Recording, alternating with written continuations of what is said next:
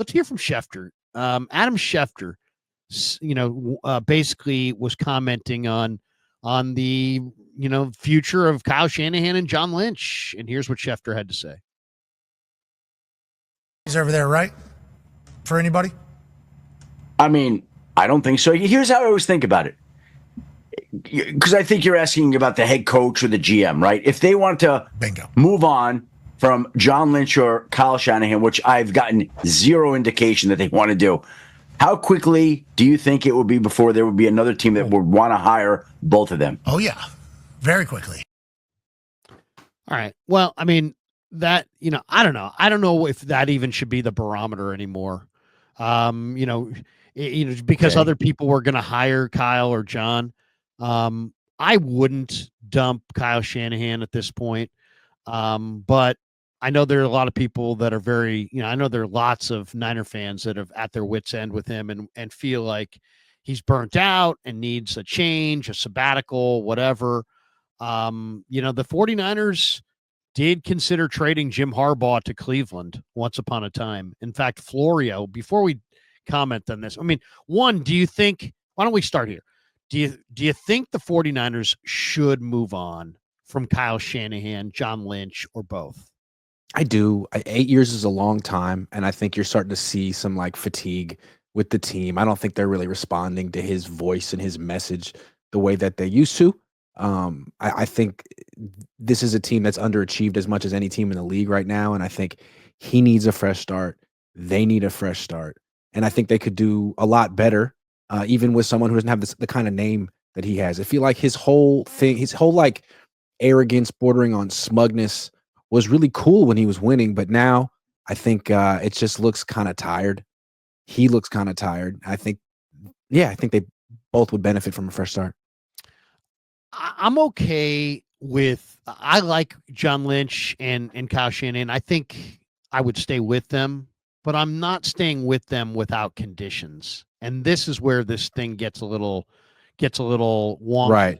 Because once you start setting conditions. Yeah. Yeah, because right now it's Jed's hired them and they're the czar of their world. Mm-hmm. But it's not at this point. I think, I would like to strip Kyle of some of the personnel control that he has. I think there's been mistakes there. I'd like to bring in a draft consultant of note, a John Dorsey. Can we talk about the first round pick this year? I mean, they made some good draft picks this year, but they really needed a hit on that first round pick. It was their first round pick in years. And they got the one wide receiver who's not producing in this draft. Every other wide receiver is producing except for Ricky Pearsall. They could have had Ladd McConkey, who was really good in college and is now really good in the pros. What's going on? Xavier Legette, Keon Coleman. They were all right there. And the Niners took Ricky Pearsall. And Ricky Pearsall has run 63 routes in the last 3 games. He's only been targeted 3 times, and he has no catches. When I heard Brian Baldinger on the radio today talking about him, or yesterday, he says you don't even notice him on the field. He's literally the invisible man out there, which is the worst thing you can be. So I guess my thing with John and Kyle is, hey, guess what? I just listened to Kyle Shanahan tell us that he loves Nick Sorensen. Okay. If you want to alleviate Sorensen from blame for this defense, that's fine. But guess who gets the blame? You and John. Because let's the talk about that for a second. The defense is backslid. The defense is not what it was. So if you're not going to hold Sorensen's feet to the fire and say, hey, you know what? We're not happy here. Then we're going to start assuming that the problem is not the scheme at all, but the personnel. And who's responsible for the personnel? Well, Kyle would say John is, even though it's Kyle. So to me, when Kyle says, I think Sorensen's doing a really good job and our team just isn't as good as it was last year, he's pointing the finger at John. Yeah. And saying, blame him. And when John goes on the radio and says, our team just sort of lacks discipline this year, to me, that's him saying, blame Kyle. Because Kyle's responsible for discipline, and Kyle seems to not have it. So I wonder if there's a little tension between them as the ship is potentially sinking, if they're trying to throw each other overboard. Or just trying to position to their boss, Jed and Parag and the Yorks, that, hey, you know what? This thing's falling apart, but it ain't my fault. Right. This thing's falling apart, but it, don't point at me. And I don't know. I mean, Kyle could be right. Kyle could be wrong. I don't know their inner workings. Does Kyle pick the players, or does John pick the players? If John picks the players, who signed Devondre Campbell? I'd like to know who signed. They gave him Isaiah a pretty Oliver. penny too. What was that? I mean, it was a mistake, is what it was. Yeah, it was a mistake. Who was the Niners' best signing of the offseason? $280 guaranteed dollars after the draft to Evan Anderson was undoubtedly the best move, because they competed with Buffalo, Seattle. He could have been in Seattle. This kid's 320 pounds. He's strong as hell, and he's really strong against the run. I think he's been the lone bright spot on that defensive line. He was the only guy doing anything in Buffalo or Green Bay. They just added to the defense. They've done nothing. Nothing. Campbell bust. Oliver the year before bust. But I mean, like Floyd, Collins, Floyd's Elliott, been okay. Collins been okay. I mean, they're kind of stopgap. Their lines eroded because of all the missed picks. Kinlaw, Solly. I mean, they've invested a lot of picks in their. I looked at it yesterday. I went through 2017 through this last year's draft. The Niners have hit on 38% of their picks. That means they've missed on 62% of their picks. That 38% hit rate in the draft. I know it's not science, it's art, and it's not a perfect deal, but you got to be able to go 1 for 2. You got to be able to hit 50%. If you're hitting 38%, that's not good. You got to be able to hit 1 of every 2 draft choices. And they're hitting 38%. So they're not getting it done in the draft consistently.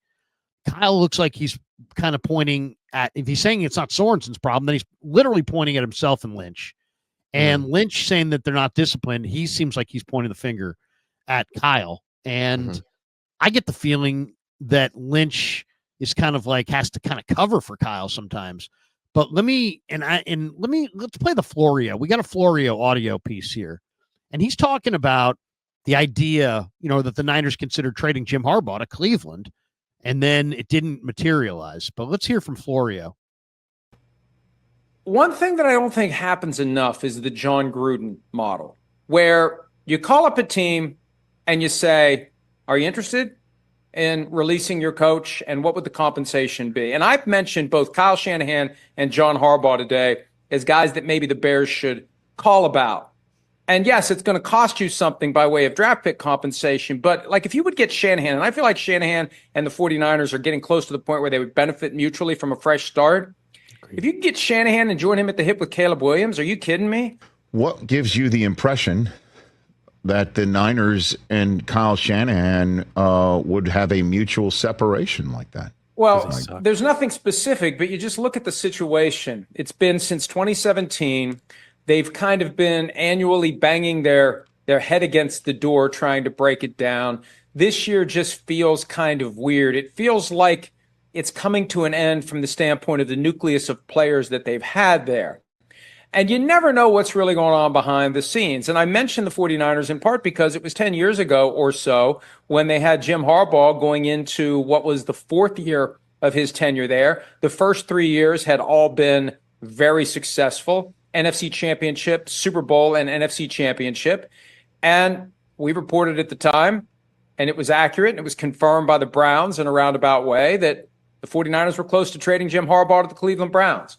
So you never know at the top of the organization whether or not there's a sense that maybe it's time for a change. But after the 49ers lost to the Chiefs, one of the first things I thought is, at some point I feel like Kyle Shanahan needs an Andy Reid reset, where I've exhausted every opportunity with the team that I started my coaching career with. It's time to go to a new place. And I know Reid got fired. He landed on his feet in Kansas City, and the rest is history. But I feel like at some point Shanahan needs that.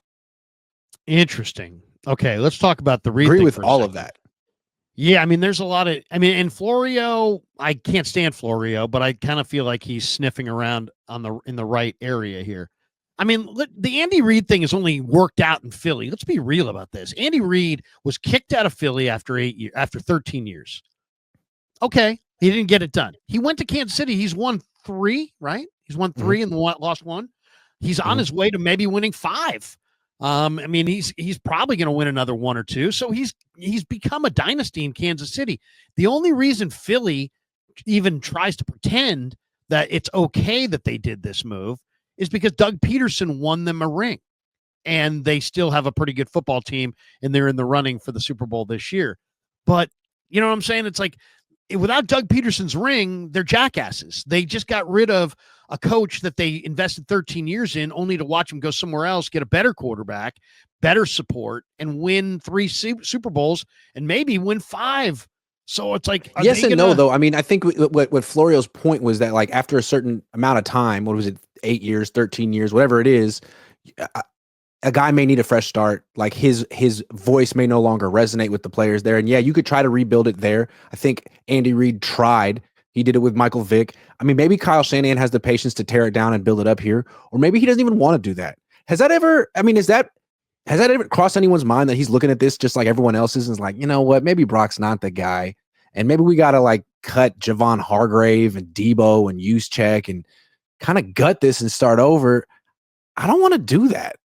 It would be easier to just get fired and go somewhere else that I pick with the quarterback that I pick. Like, that could be easier for him and get a raise in the process. I'm not saying he wants to get fired, but I also not saying that he necessarily wants to stick it out here long term the way fans want him to. Yeah. Some do. No, I think it's absolutely spot on. I mean, we assume, because we are lifelong, maybe Bay Area people, that he wants to be here. Right. But we don't know that. And this whole talk of, I've had people send me notes on X going, Krug, come on, bro. He's not walking away from whatever number of dollars. Dude, whatever he's walking away from, he's going to get that and then some in his next Chicago would pay him that. He's not worried at all about money. Are you kidding me? I do think the trade thing is interesting because the Niners don't want the potential like shame and embarrassment of firing this guy.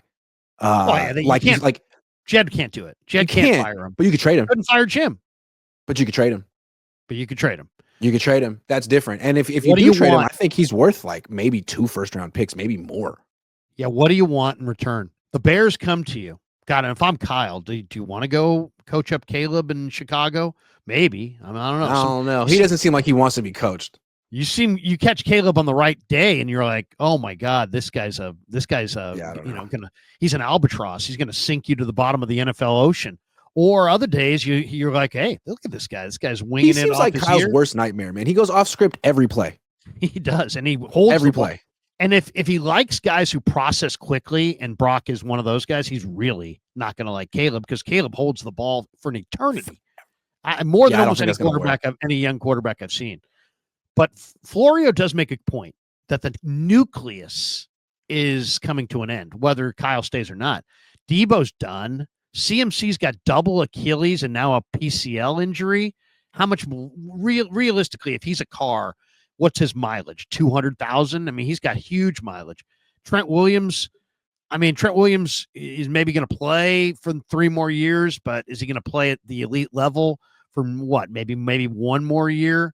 Obviously, I don't want to be critical of Trent this week. He's just gone through hell. I mean, I can't even imagine what he's gone through, but just talking about him clinically in his career, unbiased. I mean, he's probably got 3 years left and maybe 1 or 2 at a high level. Hargrave, probably going to have to cut him at the end of the year. His contract, that did not work out. Banks, you're going to have to let walk. That's your starting left guard. Ayuk is probably not going to play next year. If he does, the chances of him being diminished are really, really high. Leonard Floyd, your bookend for Bosa, is at the end of his career. So, see what I'm saying? The O-line needs players. The D-line needs players. The linebacker core needs a complete redo. They don't have a free safety. They're really slow at wide receiver. They don't have a number 1 running back. They've got no tight ends on the roster worth a damn outside of Kittle and Mason Pline as a practice squad guy. They don't have a lot, Grant. Shanahan, I get the sense that Shanahan's looking at this and he knows they don't have a lot.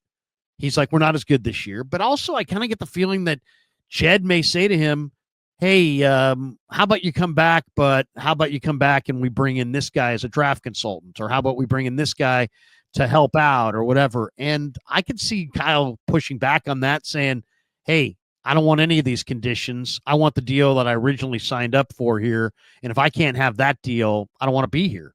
So here's the thing, though.